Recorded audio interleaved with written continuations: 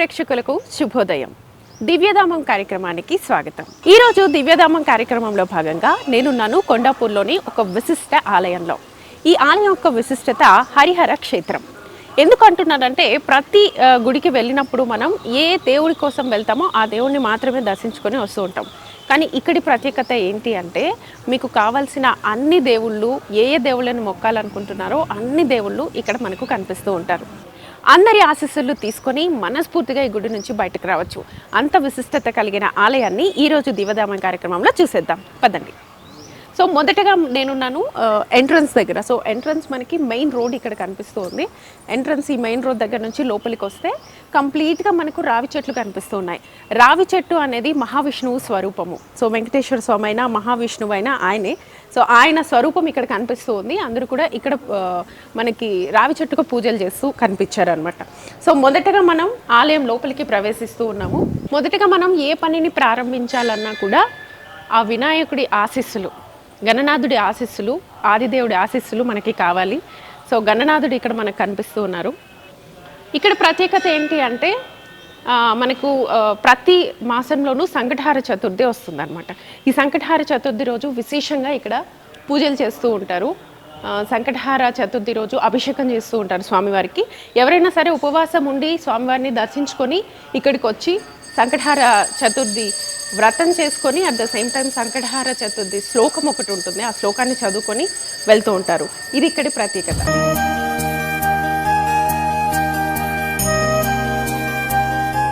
వినాయకుడిని దర్శించుకున్న వెంటనే మనం ఆ మహాశివుడిని దర్శించుకుంటాం. ఇక్కడ మహాశివుడు కూడా మనకు దర్శనం ఇస్తూ ఉన్నారు.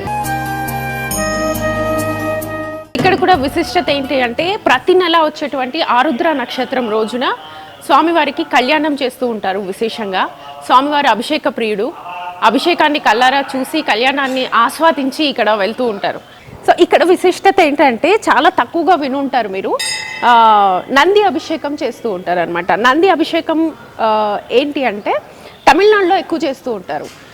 సాయంత్రం పూట ప్రతి నెలలో వచ్చేటువంటి 2 త్రయోదశులలో, అంటే అమావాస్య తర్వాత వచ్చే త్రయోదశి, పౌర్ణమి తర్వాత వచ్చే త్రయోదశి, ఈ 2 త్రయోదశుల్లోనూ స్వామివారికి బసవేశ్వరునికి సాయంత్రం నంది అభిషేకం అనేది జరుగుతూ ఉంటుంది. ఎక్కడో ఒక చోట వినే ఉంటాము, మహాశివుణ్ణి కోరిన కోరికలన్నీ కూడా వచ్చిన వాళ్ళు ప్రతి ఒక్కరు కూడా ఈ బసవేశ్వర స్వామికి, నంది స్వామివారికి చెవిలో చెప్తూ ఉంటారు కోరికలు. అలా చెప్తున్న వాళ్ళు ఒక్కసారి కనుక ఆ త్రయోదశి రోజు ప్రదోషకాలంలో కనుక ఈ నంది స్వామివారికి అభిషేకం చేస్తే వాళ్ళ కోరికలు త్వరితగతిన నెరవేరుతాయని చాలా చోట్ల నేను విన్నాను. అండ్ హైదరాబాద్లో ముఖ్యంగా చాలా తక్కువగా నంది అభిషేకాలు జరుగుతూ ఉంటాయి. ముఖ్యంగా ఈ గుడిలో ఎక్కువగా స్వామివారికి అభిషేకం జరుగుతూ ఉంటుందన్నమాట.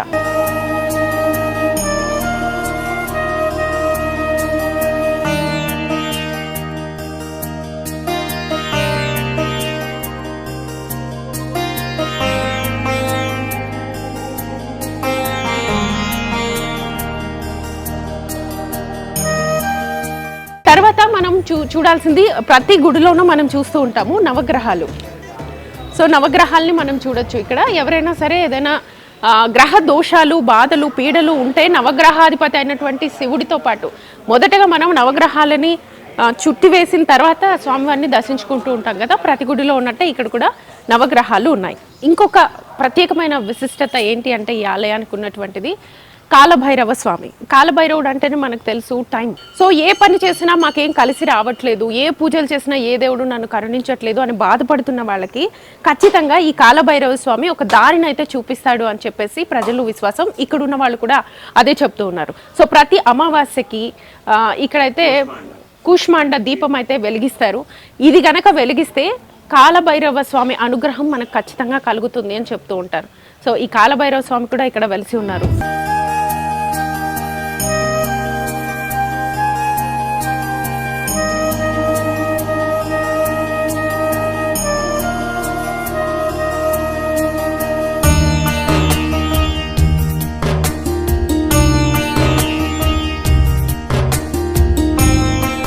దేవాలయాన్ని దర్శించుకున్నాం కదా. సో ఇందాక మనం మాట్లాడుకున్నట్టు ఇక్కడ విశిష్టత కూడా మనం మాట్లాడుకున్నాం. ఇక్కడ నవగ్రహాలు ఉన్నాయి, అలాగే కాలభైరవ స్వామి కూడా ఇక్కడ ఉన్నారు. ఇక్కడ పూజలు నిర్వహించేటువంటి స్వామి వారు మనతో పాటు ఉన్నారు.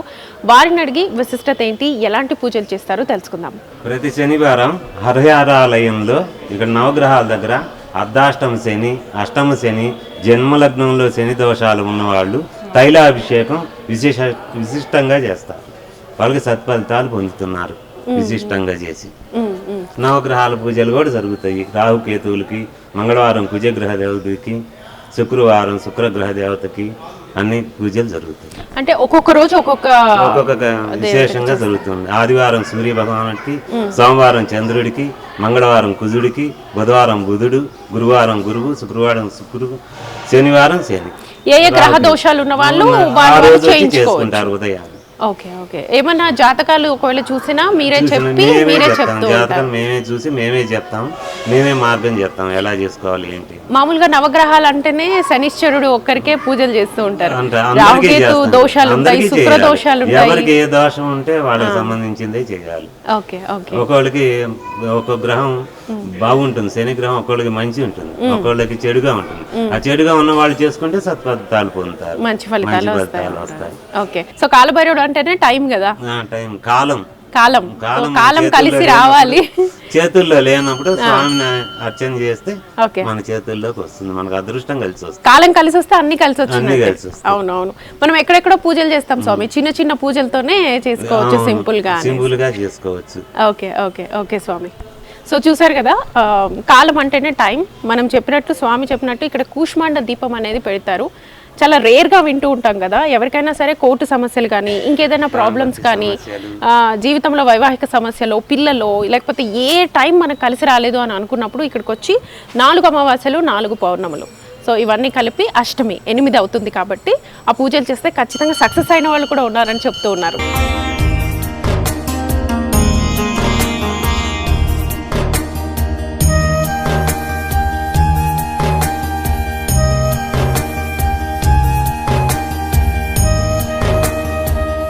ప్రస్తుతం మనం సుబ్రహ్మణ్య స్వామి వద్ద ఉన్నాము. సో స్వామివారికి ఇందాక మనం చెప్పుకున్నట్లు ప్రత్యేకంగా వివాహ దోషాలున్నా, సంతాన దోషాలున్నా, లేదు పిల్లలని పట్టుపీడిస్తున్నటువంటి అనారోగ్య సమస్యలు, భూతప్రేత బాధలు ఏ ఉన్నా సరే సుబ్రహ్మణ్య స్వామి ఆరాధన చేయండి అని చెప్తూ ఉంటారు.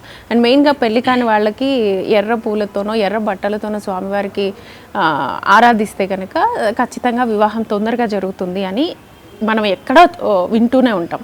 సో ప్రత్యేకించి ఈ ఆలయంలో ఎలాంటి పూజలు చేస్తారు, ఎన్ని వారాలు ఇక్కడ మనము స్వామివారిని ఆరాధిస్తే కనుక మంచి ఫలితాలు దొరుకుతాయి, స్వామివారిని అడిగి తెలుసుకుందాం. ముందరగా ఓం నమో భగవతే సుబ్రహ్మణ్యేశ్వరాయ నమః. మన ఇక్కడ కొండాపూర్లో మన దేవాలయం గత 20 సంవత్సరాలుగా విరాజిల్లుతుంది. కాబట్టి ఈ కొండాపూర్ హరిహర క్షేత్రంలో సుబ్రహ్మణ్యేశ్వర స్వామి చక్కగా ఇక్కడ ఏదైతే దేవాలయం నిర్మించడం జరిగిందో ఒక 2 సంవత్సరాలుగా ఇక్కడ స్వామివారికి విశేషముగా భక్తులందరూ కూడా వశ్యులై స్వామికి ప్రత్యేకంగా విశేషముగా ప్రతి మంగళవారం కూడా అధిక సంఖ్యలో భక్తులు, అంటే ఇక్కడ మీరు చెప్పాల్సిన విషయం ఏంటంటే, భక్తులు ఒక వారం గనక ప్రారంభకాలం సమయంలో అభిషేకం 11 వారాలు కనుక మేము సంపూర్ణంగా చేసి స్వామి మాకు ఈ సంకల్పం కోసం మేము చేస్తున్నామని స్వామి కనుక సంకల్పం చేసుకునే వాళ్ళైతే 11 వారాలు వాళ్ళు చక్కగా నియమంగా ఆ ఒక్క మంగళవారం రోజు మాత్రం కొంచెం నియమంగా ఉండి ఈ మాంసాహారాలు అలాగే కామ పదమాత్సయ ఇవన్నీ కూడా దగ్గరికి రాకుండా బ్రహ్మచార్యం పాటించి ఆ యొక్క మంగళవారం నాడు స్వామివారికి అభిషేకం చేసుకుంటే కనుక 11 మంగళవారాలు చేసిన వాళ్ళకి స్వామివారి యొక్క అనుగ్రహంతో విశేషంగా వంశవృద్ధి అనేది ప్రధానంగా ఇక్కడ కలుగుతుంది. అంటే చాలామంది వేల మీద లెక్క పెట్టుకోవచ్చు, అంతమందికి కూడా స్వామివారి అనుగ్రహం పొందిన వాళ్ళు ఉన్నారు. మరి వివాహం అంటేనే ఆలస్యం అయితేనే మనం వివాహం ఆలస్యం అనుకుంటాం, కానీ 40 ఏళ్ళ ఆడవాళ్ళు కూడా చక్కగా వివాహం కాని వారు కూడా ఇక్కడికి వచ్చిన తర్వాత వివాహం అయింది. మరి అంతకుముందు అన్ని చోట్లకి తిరిగిన వాళ్ళే వాళ్ళు. కానీ ఇక్కడ స్వామి అనుగ్రహం అలా ఎవరైతే భక్తులు పిలుస్తారో వాళ్ళకి కొంగు బంగారంలాగా స్వామి దర్శనమిస్తారన్నమాట. కాబట్టి విశేషంగా ప్రతి కృతికా నక్షత్రానికి కూడా వల్లీ దేవసేన సమేత సుబ్రహ్మణ్యేశ్వర స్వామి కళ్యాణ మహోత్సవం కూడా ఇక్కడ జరగడం జరుగుతుంది. ప్రతి నెల కూడా కృత్తికా నక్షత్రానికి స్వామివారి జన్మ నక్షత్రం కృత్తికా నక్షత్రం కాబట్టి కళ్యాణం జరిగేటప్పుడు వివాహం కాని స్త్రీలు ఎవరైనా ఉన్నా ఆ వివాహ కళ్యాణంలో పాల్గొన్నా, అలాగే కాలసర్ప దోషాలు ఉంటాయి కొంతమందికి. నా దగ్గర చాలామంది జాతక భాగానికి వస్తూ ఉంటారు కదా, జాతకాలు చూపించుకుంటారు, మీకు తెలిసిందే. ఆ జాతక భాగంలో కూడా కొన్ని దోషాలు కనపడవు అనమాట. అలాంటి కనపడే దోషాలు ఎక్కడ ఉంటాయి, ఎక్కడి నుంచి వస్తాయి అంటే పితృదోషాలుగా వస్తాయి మనకి. స్వామికి సర్పరూపానికి అధిపతి, అంటే సర్పాలకి జీవులన్నిటికీ అనమాట, అంటే కదిలేటటువంటి పాకేటటువంటి జీవులు అంటాం చూసావా, చిన్న చిన్న ప్రాణితో సహా. ఇప్పుడు ఆ ఈగ వాళ్తుంది, ఈగతో సహా అది స్వామికి సంబంధించింది. పాకేటటువంటి జీవి అంటున్నాను, మీరు గమనించాలి. ఇక్కడ జీవి అంటే అన్నీ వర్తించవు. పాకేటటువంటి జీవి, పాకేటటువంటిది అంటే వీర్యస్కందనం కూడా పాకుతుంది మనిషికి, పురుషుడికి వీరస్కందనంలో కూడా దాంట్లో కొన్ని జీవులు ఉంటేనే అది గర్భం దాల్చింది. కాబట్టి ఆ జీవికి కూడా సుబ్రహ్మణ్యేశ్వరుడు అధిపతి కాబట్టి సుబ్రహ్మణ్య ఆరాధన చేస్తే మీకు సంతానం కలుగుతున్నటువంటి ఆనువాయితీ అనేది చెప్పడం జరుగుతుందమ్మా. ఇక్కడికి వచ్చి ఎవరైనా ఏ దోషాలు ఉన్నా సరే ఇక్కడికి వచ్చి 27 ప్రదక్షిణలు చేసి స్వామివారి అభిషేకంలో భాగంగా ప్రదక్షిణలు చేసి 11 వారాలు కనుక ఆరాధిస్తే ఖచ్చితంగా జరుగుతుందని చెప్తాం.